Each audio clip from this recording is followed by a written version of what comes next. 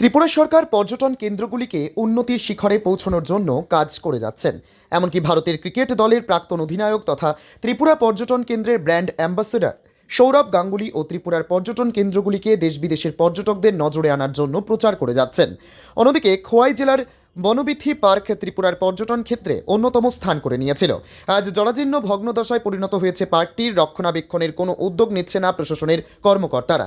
এই বনবিথি পার্ক পরিদর্শনে গিয়ে পার্কটির জরাজীর্ণের চিত্র ফুটে উঠেছে আমাদের সংবাদ মাধ্যমের প্রতিনিধির ক্যামেরায়। পার্কটির নৌকা ঘাটেরও বেহাল অবস্থা হয়ে রয়েছে। বোটগুলি ভগ্নদশায় পড়ে রয়েছে, চারিদিকে জঙ্গল হয়ে রয়েছে। পার্কটির পরিষ্কার পরিচ্ছন্নতা করার কোনো উদ্যোগ নেই প্রশাসনের। সবথেকে আশ্চর্যের বিষয়, একটা সময় ছিল এই ডিসেম্বর মাসের শেষের দিকে লোকারণ্য থাকতো এই পার্কটিতে। এখন আর সেই রকম লোকের সমাগম হয় না পার্কটিতে। অথচ এই পার্কটি যতটুকু জায়গায় নিয়ে তৈরি করা হয়েছে, ত্রিপুরার বড় বড় পার্কগুলিরও সেই জায়গা নেই। ত্রিপুরা পর্যটন দপ্তর ইচ্ছে করলে এই পর্যটন কেন্দ্রটিকে দেশ বিদেশের পর্যটকদের জন্য উপযোগী করে তুলতে পারে। এ বিষয়টি নিয়ে স্থানীয় লোকজনরা সংবাদ মাধ্যমকে জানান, অবজ্ঞা অবহেলার কারণে আজ বনবিথি পার্কে আগের মতো লোক সমাগম হয় না। এখন দেখার বিষয়, এই বনবিথি পার্কটিকে উন্নত করার স্বার্থে ত্রিপুরার পর্যটন দপ্তর আগামী দিনে কী ব্যবস্থা গ্রহণ করে। ত্রিপুরা থেকে বিক্রম কর্মকারের report, crime press Bengal news. দাদা, আপনারা এখানে এই পার্কে এখন এত লোকজন নেই, এই বিষয়ে আপনি কি বলবেন? আসলে এটা কোনো এক সময় একটা ধর্নার সময় একটা ইয়ে ছিল, পার্ক ছিল, খুব বোট চলতো, চিলড্রেন পার্কও ছিল। এখন একটু মেনটেন্যান্সের অভাবে পার্কের এই দুর্দশা।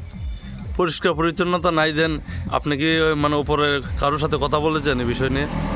উপরে বলতে যারা, আমি তো ডে লেবারের মতো কাজ করি, কিন্তু যারা আছেন তার সঙ্গে কথা বলছি, তারা সম্ভবত উপরে জানাইছে, সম্ভবত হইতে পারে, কিন্তু আমি সঠিক ঠিক করতে পারতাম না।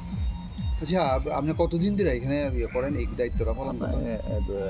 2.5-3 বছর তো। 2.5-3 বছর। আচ্ছা, 2.5-3 বছর আগে আপনি তো এই এলাকারই বাসিন্দা। আমি এলাকারই। তো আপনি 2.5-3 বছর আগে লোক সমাগম কেমন আসলো? 2.5-3 বছর না, আমি যেটা জানি, এটা তো জন্ম, যেহেতু আমার জন্ম এখানে, পার্কের জন্ম আমি দেখছি। আচ্ছা, হ্যাঁ, এইটা মোটামুটি অনেক আগে, 7-10-12 বছর আগে যেরকম ছিল, এটা আস্তে আস্তে আসলে এটা একবারে সাংঘাতিক, খুব সুন্দর একবার।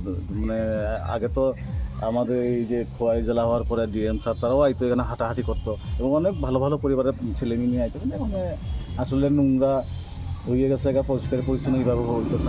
চালমানি পূজা গোল্ড, মিনিকেট, রত্না, স্বর্ণ 10 আর দুধের স্বরের বিশুদ্ধতা। একবার খেলেই বুঝবেন আসল স্বাদ। MS তারা শঙ্করী অ্যাগ্রো প্রোডাক্ট, বিশ্বাস আর গুণমানের নাম। যোগাযোগ করুন 7001192179 এ। আমাদের ঠিকানা বাজে কুমারপুর, মাধবদেহি, পূর্ব বর্ধমান 713427। পূজা গোল্ড, প্রতিদিনের পাতে সোনার স্বাদ।